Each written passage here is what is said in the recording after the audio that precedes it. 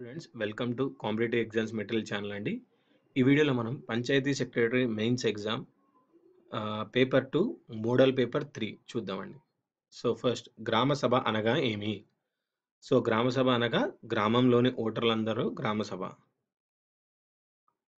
73వ రాజ్యాంగ సవరణ ద్వారా రాజ్యాంగంలో 9వ భాగంలోని ప్రకరణ 243(h) నందు దేని గురించి వివరించడం జరిగింది? 73వ రాజ్యాంగ సవరణ ద్వారా రాజ్యాంగంలో 9వ భాగంలోని ప్రకరణ 243(h) నందు దేని గురించి వివరించడం జరిగింది? సో 243(h)లో పంచాయతీల ఖాతాల ఆడిటింగ్.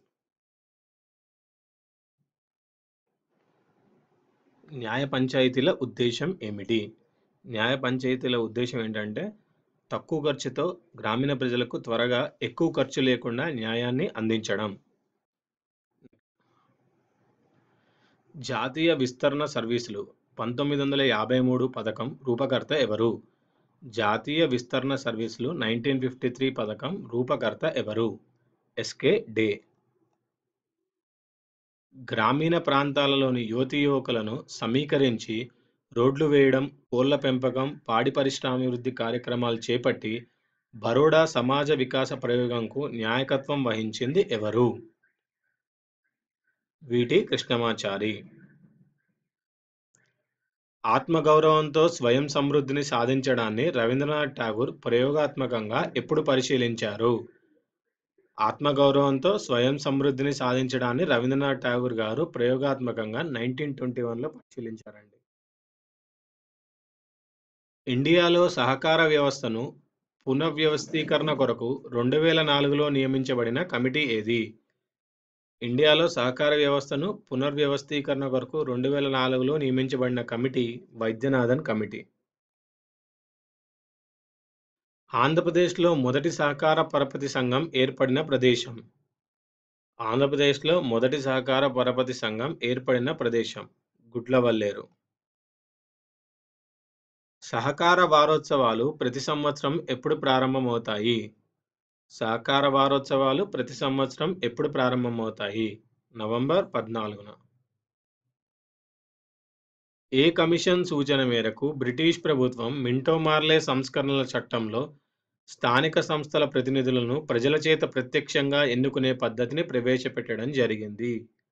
ఏ కమిషన్ సూచన మేరకు బ్రిటిష్ ప్రభుత్వం మింటే మార్లే సంస్కరణల చట్టంలో స్థానిక సంస్థల ప్రతినిధులను ప్రజల చేత ప్రత్యక్షంగా ఎన్నుకునే పద్ధతిని ప్రవేశపెట్టడం జరిగింది? రాయల్ కమిషన్ సిఫార్సు మేరకు సూచన మేరకు. తాలూకాలను కొన్ని ఫిర్కాలుగా విభజించి ఆ ప్రాంతాల అభివృద్ధికై ఫిర్కా సమాజ ప్రయోగంను చేపట్టిన వారెవరు?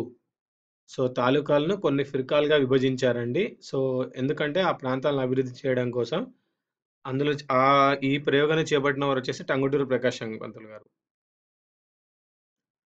చోళుల కాలంలో గ్రామీణ ప్రాంతాల్లో సాధారణ సమస్యల పరిష్కారం కోసం 5 సభ్యులతో కూడిన మండలిని పంచాస్ అంటారు. నెక్స్ట్ సహకార ఉద్యమం 100 సంవత్సరాలు పూర్తి చేసుకున్న సంవత్సరం. సహకార ఉద్యమం 100 సంవత్సరాలు పూర్తి చేసుకున్న సంవత్సరం 2004. నెక్స్ట్ నాగార్జున సాగర్ ప్రాజెక్ట్ కుడి కాలువను ఏమని పిలుస్తారు? సో నాగార్జున సాగర్ ప్రాజెక్ట్ కుడి కాలువను జవహర్ కాలువ అంటారండి.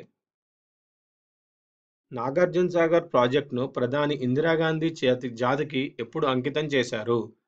నాగార్జున సాగర్ ప్రాజెక్టును ప్రధాని ఇందిరాగాంధీ 4th ఆగస్ట్ 1967 జాతికి అంకితం చేశారు. ఏపీలో మత్స్య సంబంధ సాంకేతికత శాఖను ఎక్కడ పనిచేస్తుంది?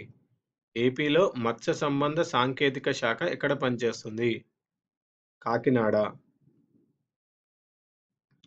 బ్రిటిష్ ఓవర్సీస్ డెవలప్మెంట్ ఏజెన్సీ సహాయంతో చేపల చెరువును ఎక్కడ అభివృద్ధి పరుస్తున్నారు? బ్రిటిష్ ఓవర్సీస్ డెవలప్మెంట్ ఏజెన్సీ సహాయంతో చేపల చెరువును ఎక్కడ అభివృద్ధి చేస్తున్నారు? కృష్ణపట్నం.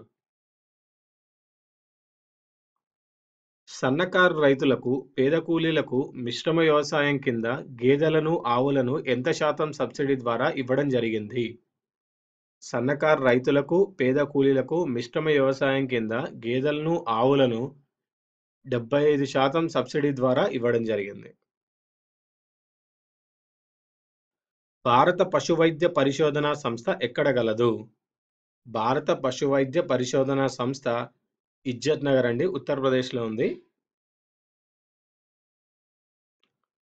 73వ రాజ్యాంగ సవరణలో పొందుపరిచిన నూతన పంచాయతీ వ్యవస్థ మూడంచెల విధానం నిర్మాణము ఏ రాష్ట్రాలకు వర్తించవు? సో, ఇవొచ్చేసి 20,00,000 కంటే తక్కువ జనాభా ఉన్న రాష్ట్రాలకు జమ్మూ కాశ్మీర్, కేంద్ర ప్రాంత పాలితమైన ఢిల్లీ, నాగాలాండ్, మేఘాలయ, మిజోరాం, డార్జిలింగ్ జిల్లా మరియు అరుణాచల్ ప్రదేశ్.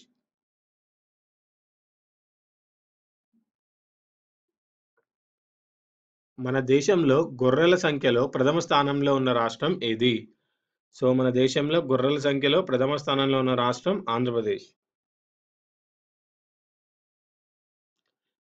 73వ రాజ్యాంగ సవరణ ద్వారా రాజ్యాంగంలోని 9వ భాగంలోని ప్రకరణ 243 నందు దేని గురించి వివరించడం జరిగింది?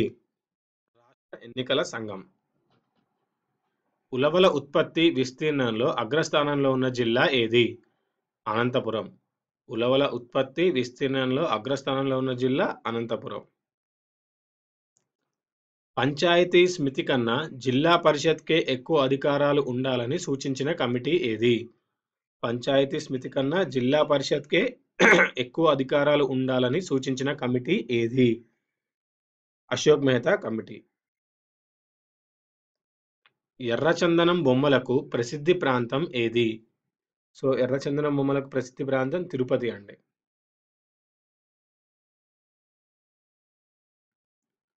ఏపీలో జొన్న పంట విస్తీర్ణంలోను మరియు ఉత్పత్తిలోను ప్రథమ స్థానంలో ఉన్న జిల్లా ఏది? ఏపీలో జొన్న పంట విస్తీర్ణంలోను మరియు ఉత్పత్తిలోను ప్రథమ స్థానంలో ఉన్న జిల్లా అనంతపురం అండి. శ్రీకాకుళం. శ్రీకాకుళం. ఏపీలో మినుముల పంట ఉత్పత్తి విస్తీర్ణంలో ప్రథమ స్థానంలో ఉన్న జిల్లా ఏది? కృష్ణా. ఏపీలో మినుముల పంట ఉత్పత్తి విస్తీర్ణంలో ప్రథమ స్థానంలో ఉన్న జిల్లా కృష్ణా. ఏపీలో వరి తర్వాత ముఖ్య పంట ఏది? ఏపీలో వరి తర్వాత ముఖ్య పంట ఏది? జొన్న. జొన్న. గోధుమ పంట ఉత్పాదకతలో ప్రథమ స్థానంలో ఉన్న జిల్లా ఏది? గోధుమ పంట ఉత్పాదకలో ప్రథమ స్థానంలో ఉన్న జిల్లా ఏది? అనంతపురం. అనంతపురం. 73వ రాజ్యాంగ సవరణ ద్వారా రాజ్యాంగంలో 9వ భాగంలోని ప్రకరణ 243 దేని గురించి వివరించడం జరిగింది? సో, 243 వచ్చేసి మూడంచెల పంచాయతీ వ్యవస్థ గురించి వివరించడం జరిగిందండి. నెక్స్ట్. రాష్ట్ర ఆర్థిక సంఘాన్ని నియమించేది ఎవరు?